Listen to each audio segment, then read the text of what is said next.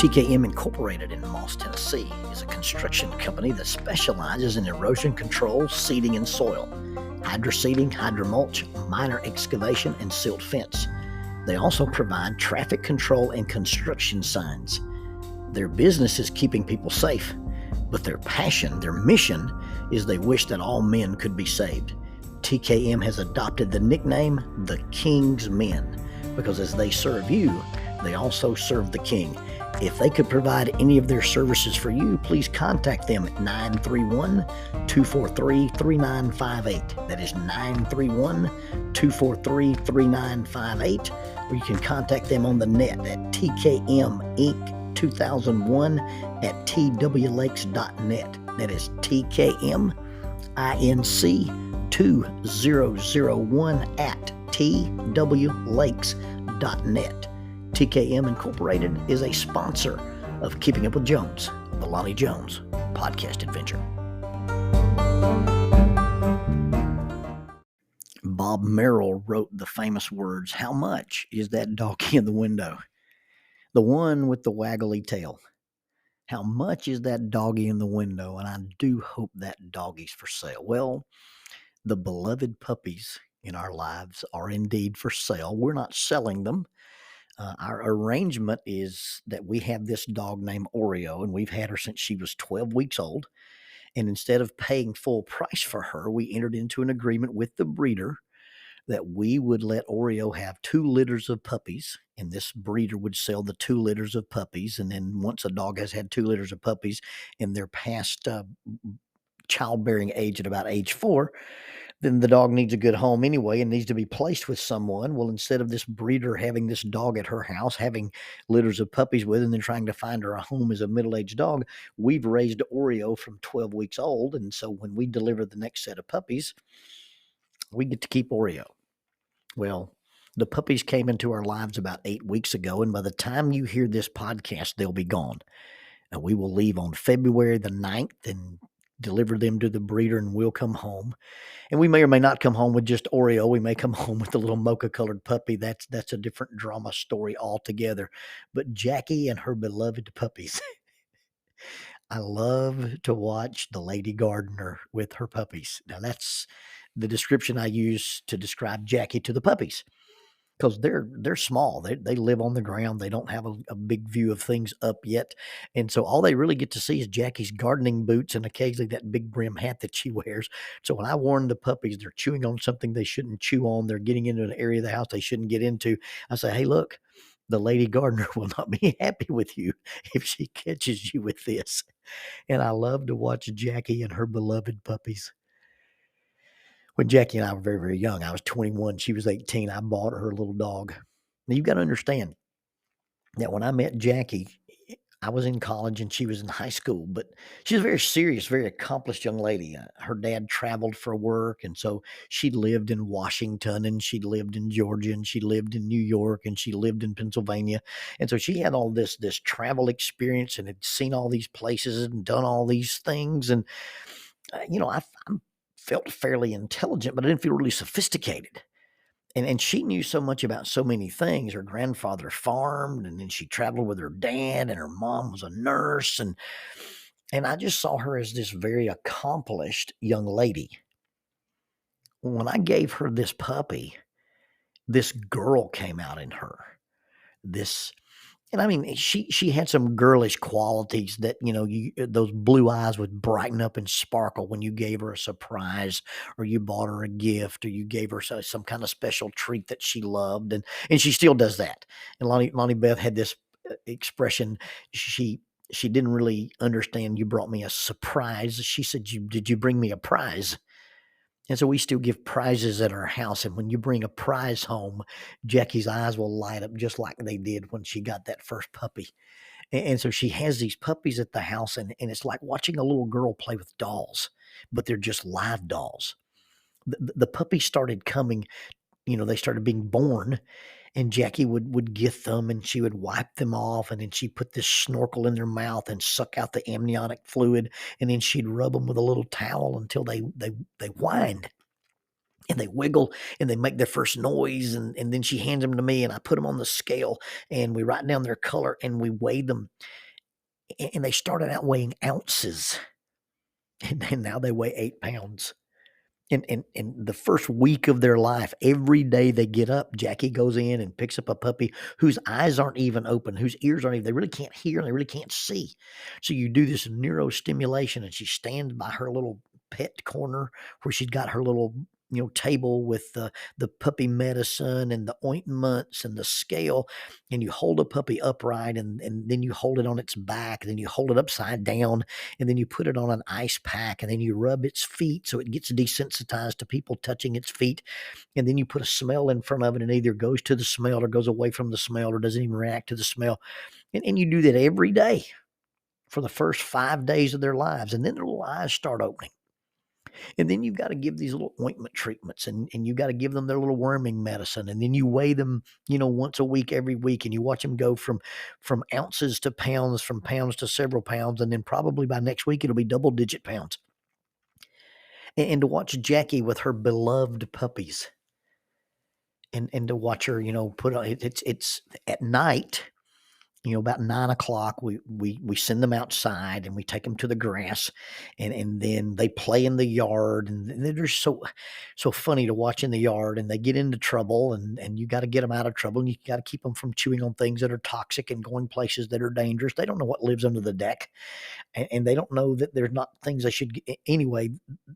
You have this chaos, and then you bring them back inside.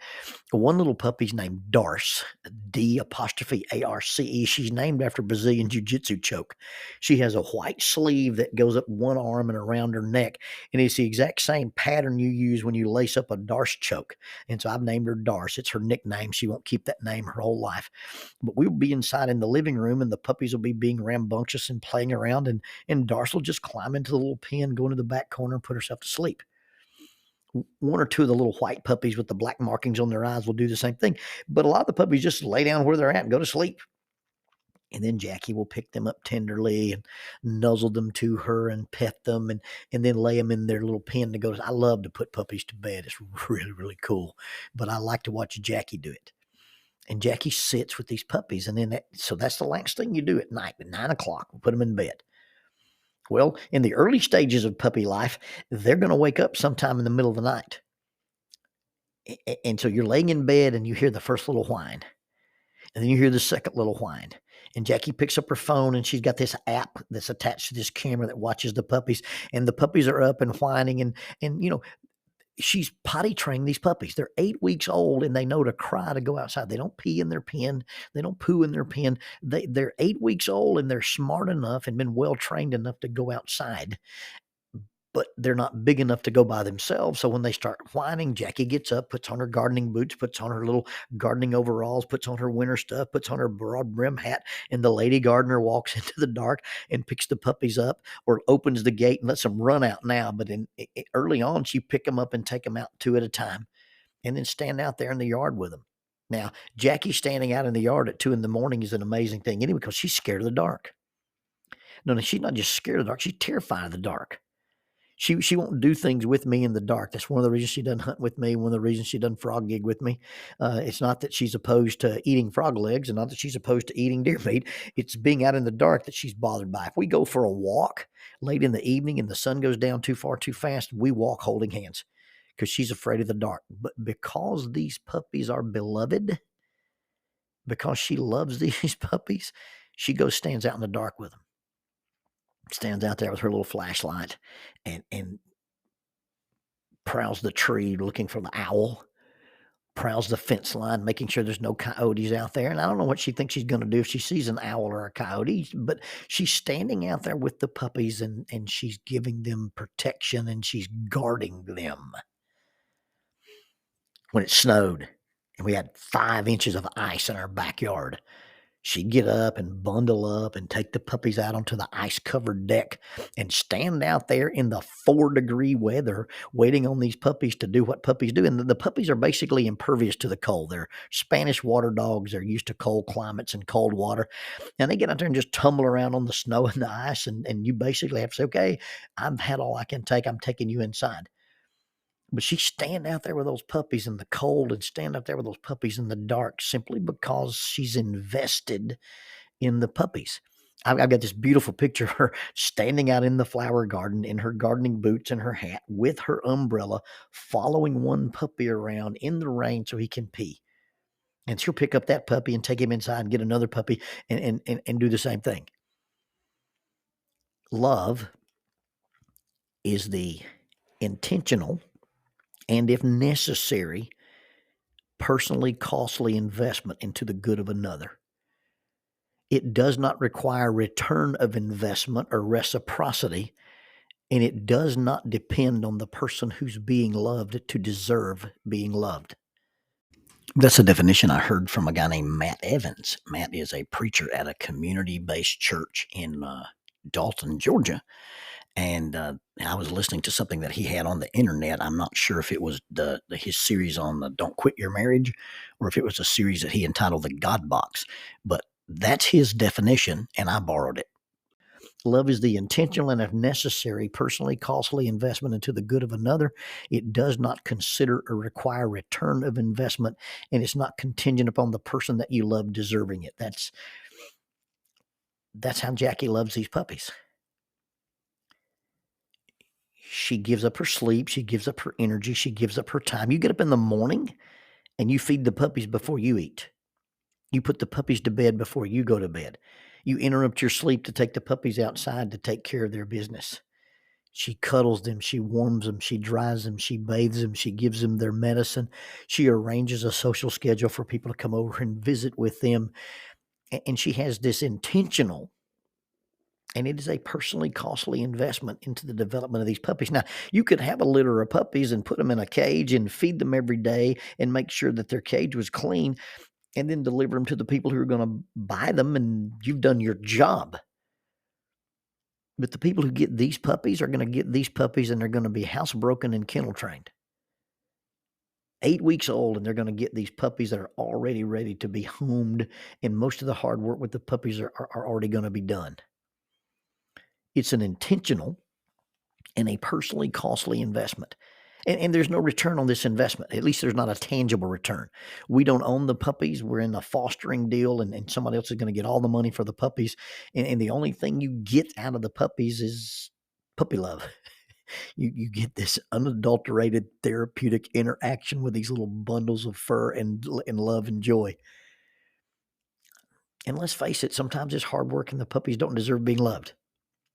If there is a place a puppy shouldn't go, if there's something a puppy shouldn't drag, bite, or nibble on, a puppy will go there and bite, drag, or nibble on it because that is what puppies do. And oftentimes they don't deserve the love you give them because they are just walking chaos.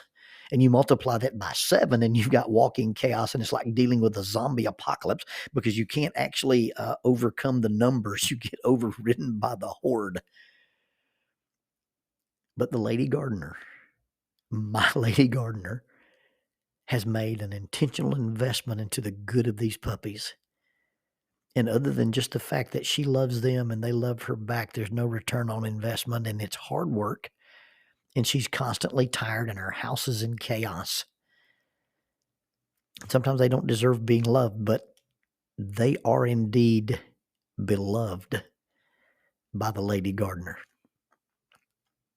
Tomorrow, assuming we're blessed with the ability to wake up, it will be Valentine's Day.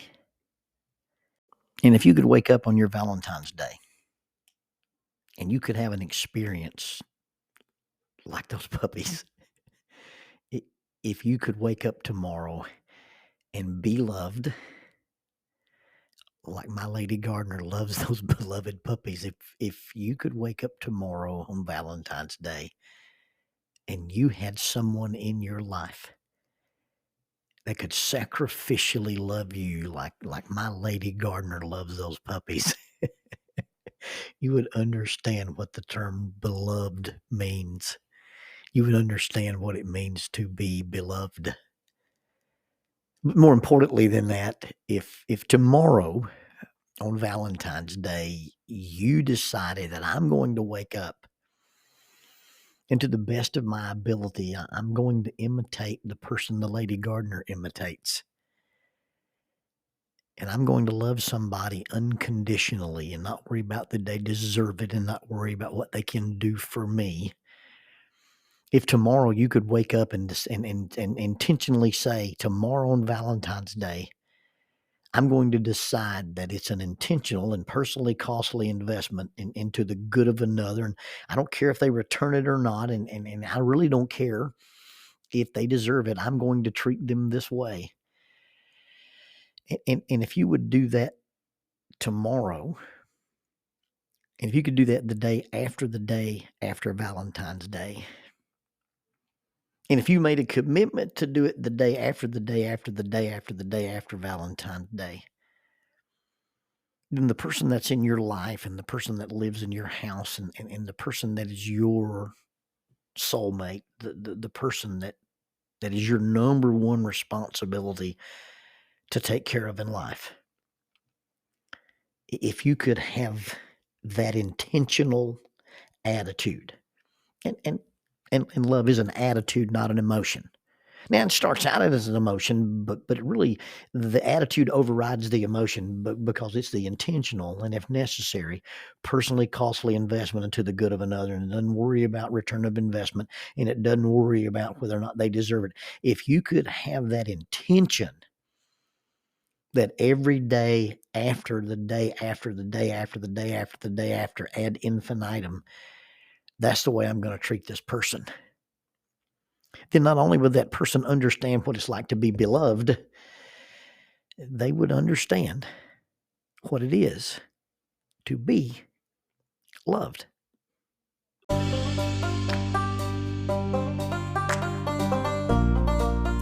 Using the tool of shortwave radio, World Christian Broadcasting literally covers the world every day with the gospel. They use 2 large curtain antennas. One is located in Anchor Point, Alaska, and the other in Madagascar. They send out messages that are recorded at their international home in Franklin, Tennessee. They make available 40 hours of broadcast every day.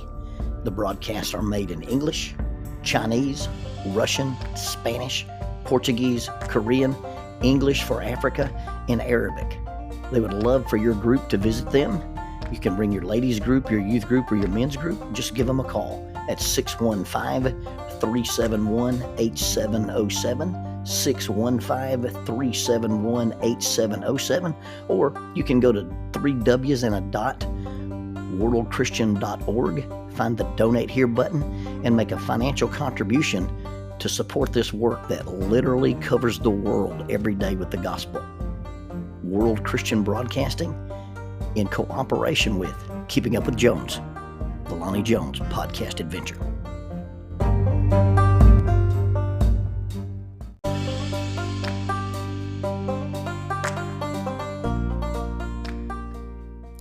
Keeping Up with Jones, the Lonnie Jones podcast adventure, is sponsored by us.